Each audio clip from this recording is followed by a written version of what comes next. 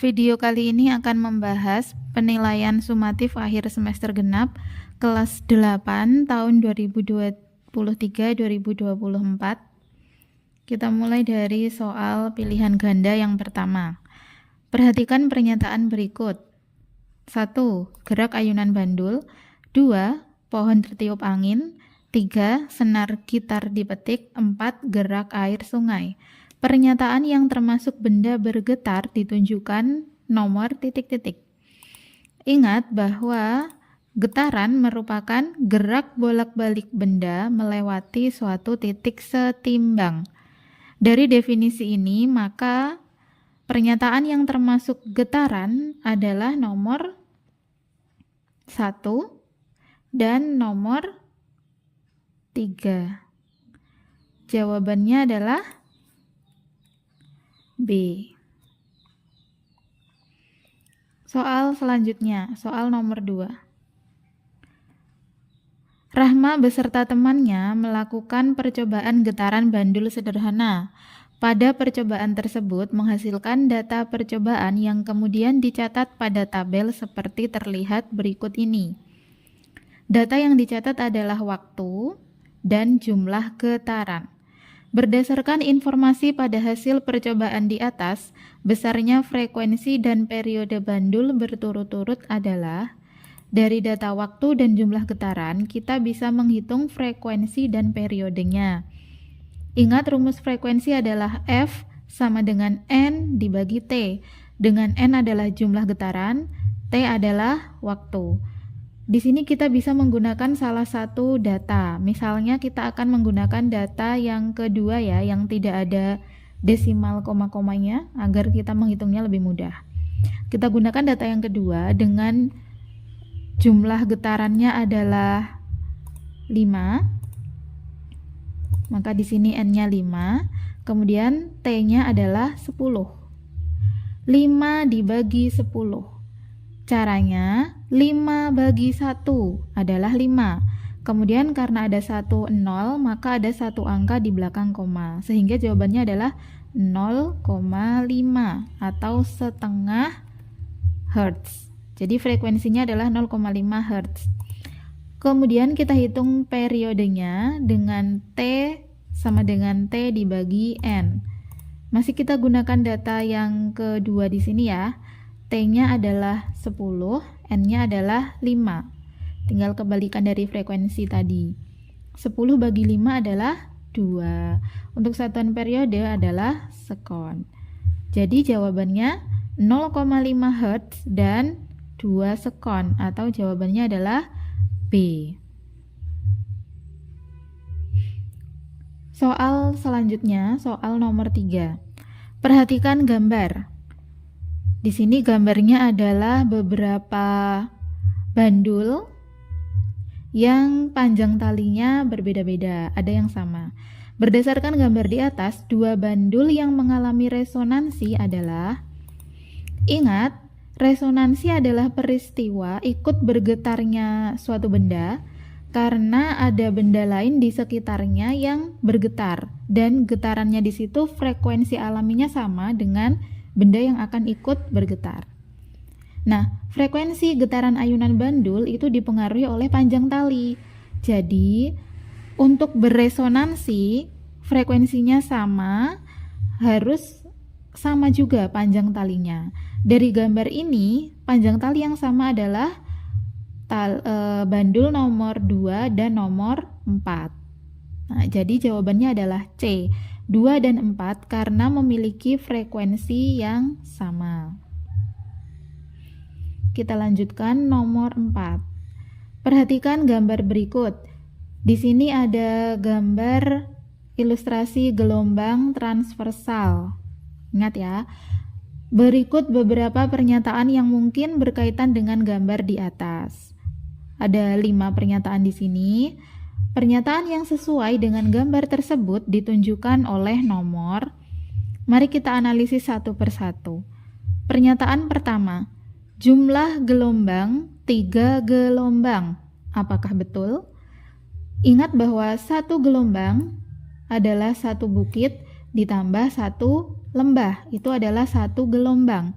Kita lihat gambarnya, di sini ada satu bukit, satu lembah, kemudian satu bukit lagi.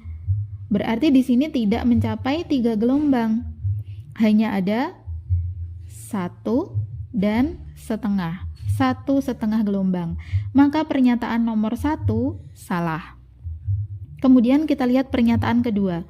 Panjang gelombang 0,6 meter. Ingat, panjang gelombang adalah amplitudo. Panjang gelombang adalah lambda, yaitu jarak mendatar satu gelombang. Kita lihat di sini jarak yang diketahui adalah ini ya, bukit itu panjangnya adalah 30 cm. Maka satu gelombang adalah satu bukit, satu lembah. Berarti 60 cm. Satuannya meter di sini. 60 cm sama dengan 0,6 meter. Karena dari cm ke meter dibagi 100. Jadi pernyataan kedua betul ya. Kemudian nomor 3, pernyataan nomor 3. Amplitudo gelombang 40 cm. Amplitudo, lihat di sini, amplitudo adalah tinggi bukit atau kedalaman lembah. Ya, kita lihat di gambarnya. Tinggi bukitnya berapa? Tinggi bukitnya dari sini ke sini, ada keterangannya ya di sini 0,4 dan satuannya lihat di atas meter. 0,4 meter. Apakah 0,4 meter sama dengan 40 cm? Ya, karena 0,4 meter dikali 100 hasilnya adalah 40 cm. Jadi pernyataan 2 benar, pernyataan 3 juga benar. Sekarang kita lihat pernyataan keempat. Periode gelombang 0,75 meter. Lihat satuan periode, di sini dikatakan meter. Sudah jelas salah ya dari satuannya. Bagaimana kalau kita ingin membuktikan bilangannya? Apakah betul 0,75? Mari kita hitung periode seperti tadi ya, T dibagi N. Maka kita hitung di sini, T adalah waktu ya. Waktunya kita lihat di sini 0,75 ya sampai gelombang sini. 0,75 sekon. Kemudian jumlah gelombangnya dari sini sampai sini adalah 1,5.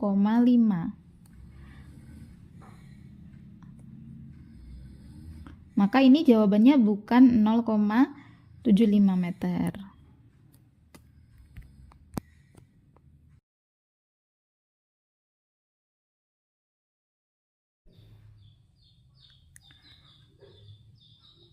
(0,75) dibagi 1,5 adalah 0,5 sekon, seperti ini. Jadi periodenya adalah 0,5 sekon. Pernyataan keempat salah. Sekarang kita lanjutkan pernyataan kelima. Frekuensi gelombang 2 Hz. Apakah betul? Mari kita buktikan. Frekuensi adalah N dibagi T. N-nya 1,5. Kemudian T-nya adalah 0,75. Kalau kalian bingung, maka kalian boleh mengalihkan penyebut dan pembilang pada pecahan ini sama-sama dikalikan 100 ya. Sehingga nanti pembagiannya lebih mudah. 1,5 dikali 100 adalah 150, sedangkan 0,75 kali 100 75. 150 dibagi 75 adalah 2 Hz. Maka pernyataan 5 adalah benar. Pernyataan 2, 3, dan 5. Jawabannya adalah D. Selanjutnya nomor 5.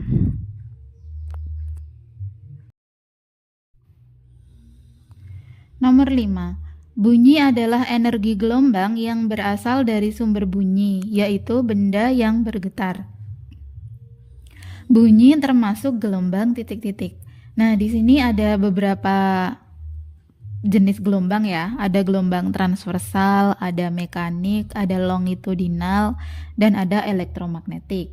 Kita ingat satu persatu. Yang pertama, gelombang mekanik. Gelombang mekanik adalah gelombang yang memerlukan medium atau perantara.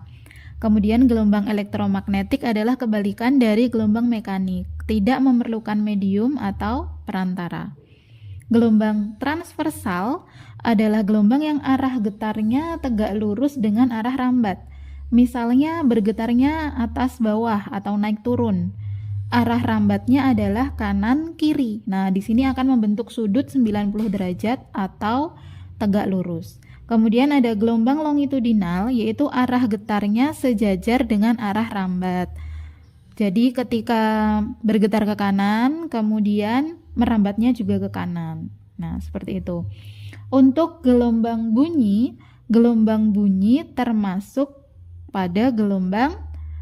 Nah, pertama kita tentukan apakah memerlukan medium atau tidak. Untuk gelombang bunyi pasti memerlukan medium, entah itu zat padat, cair maupun gas. Maka gelombang bunyi termasuk gelombang mekanik. Nah, di pilihan gandanya di sini mekanik. Nah, tinggal kita pilih apakah transversal atau longitudinal. Untuk gelombang bunyi, nah gelombang bunyi itu termasuk gelombang longitudinal ya. Karena di sini ketika dia misalnya merambat di udara, maka di situ terjadi rapatan dan renggangan pada partikel-partikel udara. Adanya rapatan renggangan adalah ciri pada gelombang longitudinal gitu ya. Jadi arah getar dengan arah rambatnya sejajar. Maka jawaban untuk nomor 5 adalah longitudinal dan mekanik, nomor 5B. Kita lanjutkan ke nomor 6. Seseorang berteriak dengan keras di antara dua tebing tinggi. Lihat gambarnya, ada orang yang ada di antara dua tebing. Beberapa saat kemudian, orang tersebut mendengar dua bunyi pantul. Pertama setelah 3 sekon dan berikutnya setelah 4 sekon dari ia berteriak. Cepat rambat bunyi di udara saat itu 340 meter per sekon. Nah, di sini ada dua bunyi pantul. Bunyi pantul yang pertama dari bukit yang pertama, kemudian bunyi pantul kedua dari bukit yang kedua gitu ya. Jadi ada dua bunyi pantul dari masing-masing dari dua tebing. Nah, mari kita hitung. Rumusnya adalah S sama dengan V kali T dibagi 2. Nah, walaupun di sini ada dua tebing, kita bisa menghitungnya satu kali saja karena nanti jarak kedua tebing berarti adalah jarak antara anak tersebut ke tebing 1 tambah jarak anak tersebut ke tebing 2. Maka di sini waktunya bisa kita tambahkan saja. Mari kita hitung. V adalah cepat rambat bunyi di udara 340 dikali T adalah waktu. Nah, waktunya di sini adalah 3 ditambah 4. Maka 7. 340 kali 7 dibagi 2. Sama dengan 340 bisa kita bagi 2 terlebih dahulu. 340 dibagi 2 adalah 170. Nah, 170 di sini tinggal kali 7. Berapakah hasilnya? Hasilnya adalah 1190 meter. Jadi jawaban untuk nomor 6 adalah C. Kita lanjutkan nomor 7. Ada gambar di sini. Ini ilustrasi mata ya. Di sini ada lensa mata. Kemudian anak panah di sini menunjukkan adanya arah cahaya. Jenis cacat mata dan lensa untuk menolong cacat mata yang tepat adalah, kita lihat di sini, ini adalah mata, ilustrasi mata. Ini lensa mata, lensa cembung. Bagian belakang mata di sini adalah retina. Pada mata normal, bayangan di sini ya, pertemuan cahayanya harusnya di retina. Namun ini tidak di retina, dia ada di depan retina. Ketika bayangan jatuh di depan retina, maka orang tersebut mengalami yang namanya rabun jauh atau miopi dan harus dibantu dengan kacamata lensa cekung atau lensa negatif. Nah, ini jadi lensanya adalah lensa cekung. Nah, jawabannya yang tepat adalah D. Rabun jauh, lensa cekung. Bagaimana kalau gambarnya berbeda? Nah, ketika misalnya di sini terbentuk bayangan di belakang retina, di sini, maka nanti rabunnya adalah rabun dekat dan dibantu dengan lensa cembung atau lensa positif. Nomor 8. Sebuah benda berada di depan lensa cembung seperti pada gambar. Jika jarak fokus lensa 20 cm, akan dihasilkan bayangan benda dengan perbesaran titik-titik. Karena di sini lensa cembung, maka fokusnya positif. Di sini sudah ada tanda positif. 30 cm ini adalah jarak benda atau SO. O adalah objek gitu ya. Untuk menghitung perbesaran, di sini kita perlu menghitung jarak bayangan terlebih dahulu. Nah, 1/SI sama dengan 1/F dikurangi 1/SO. Sekarang kita masukkan angkanya. 1/F berarti adalah 1/20. Lihat di soal, jarak lensa adalah 20. Kemudian 1/SO adalah 1 per jarak bendanya 30. 1/20 dikurangi 1/30 tidak boleh langsung dikurangi karena belum sama penyebutnya. 20 dan 30 bisa kita samakan penyebutnya, sama-sama menjadi per 60, benar. Kenapa 60? Karena 60 bisa dibagi 20, bisa juga dibagi 30. 1/20 berarti 60 dibagi 20 adalah 3. 3 kali 1, 3. Kemudian 60 dibagi 32, 2 kali 1, 2. Nah, karena penyebutnya sudah sama, bisa kita kurangi. 3/60 dikurangi 2/60. 3 dikurangi 2, 1. 60-nya tetap. Namun di sini adalah 1/SI sama dengan 1/60. Bagaimana untuk SI-nya? Nah, untuk SI-nya berarti tinggal dibalik saja. SI/1 sama dengan 60/1. 60 dibagi 1 berapa? Tetap 60. Jadi SI-nya adalah 60 cm. Setelah menemukan SI atau jarak bayangan, maka di sini kita bisa menghitung perbesaran atau M. SI dibagi SO. Tanda garis pinggir ini adalah tanda mutlak ya. Karena sudah positif, maka kita tidak gunakan tidak apa-apa. Langsung kita masukkan angkanya. SI-nya tadi sudah ketemu 60, kemudian SO-nya adalah 30. 60 dibagi 30 sama dengan 2. Jadi perbesaran bayangannya adalah 2 kali. Jawabannya B. Nomor 9. Bayangan yang terbentuk pada kamera sama dengan bayangan yang terbentuk pada mata, yaitu memiliki sifat-sifat. Ini perlu kalian hafalkan ya. Untuk bayangan yang terbentuk pada mata yaitu nyata. Kalau nyata pasti terbalik. Nah, kemudian bayangan yang dihasilkan adalah diperkecil. Jawabannya A. Lanjut nomor 10. Seorang pengamat menggunakan lup untuk mengamati sebuah benda dengan mata berakomodasi. Letak benda terhadap lup yang benar adalah: pada lup ada 2 cara untuk melihat benda, yaitu dengan mata berakomodasi atau tidak berakomodasi. Jika mata kita berakomodasi, maka benda diletakkan di antara lup dengan titik fokus. Lupnya di sini, lensa cembung, titik fokusnya di sini. Jadi pada mata berakomodasi harusnya antara lup dengan fokus. Jawabannya adalah yang D di sini. Bagaimana kalau mata tidak berakomodasi? Maka bendanya tepat di titik F, seperti yang gambar C.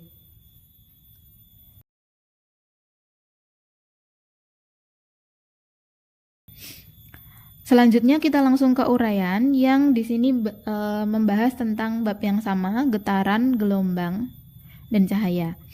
Uraian yang pertama, ketika sebuah kapal mengirimkan sinyal ke dasar laut, sinyal pantulnya diterima kembali setelah 5 sekon. Apabila laju bunyi di dalam air laut 1400 meter per sekon, tentukan kedalaman laut yang diukur. Seperti mengukur jarak tebing tadi ya, S sama dengan V kali T dibagi 2. Kita langsung masukkan angkanya.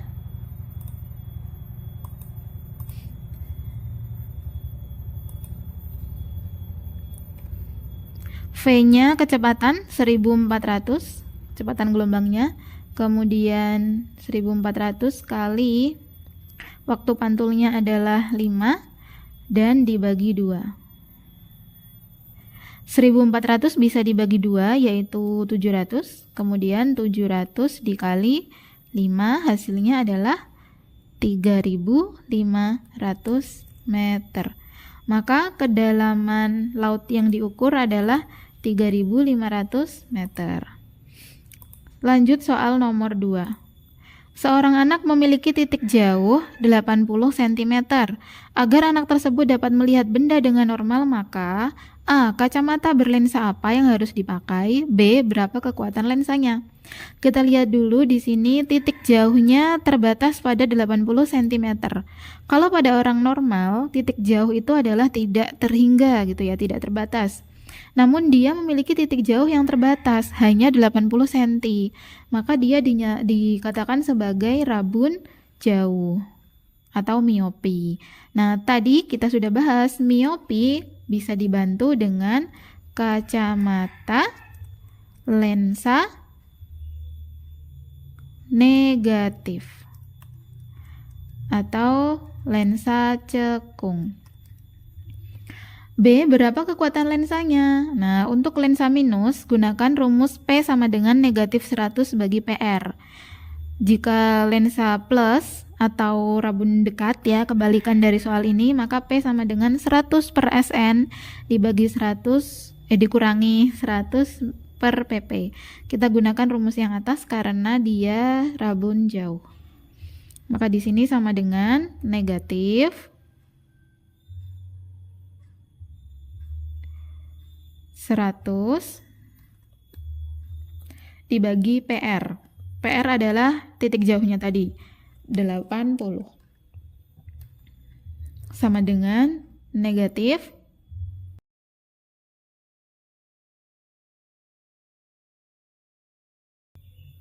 1,25 dioptri. Untuk pembahasan soal-soal lain akan kita lanjutkan pada video berikutnya, insya Allah.